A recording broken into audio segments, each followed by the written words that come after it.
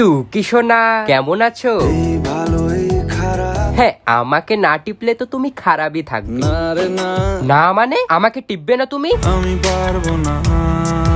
পারবো না মানে কি হয়েছে তোমার? বোঝাবো কি করে তোকে? সত্যি করে বলো কি হয়েছে? তোমার মা কি আবার তোমাকে বকা দিয়েছে? কি হলো, চুপ করে আছো কেন? আর কি বোঝাবো?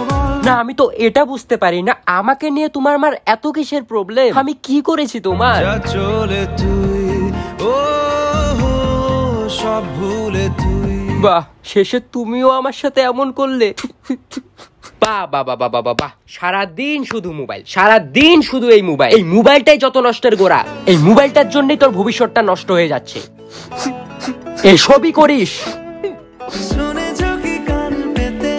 ঠিক আছে, আমি চলে যাচ্ছি, আমি আর কখনো আসবো না।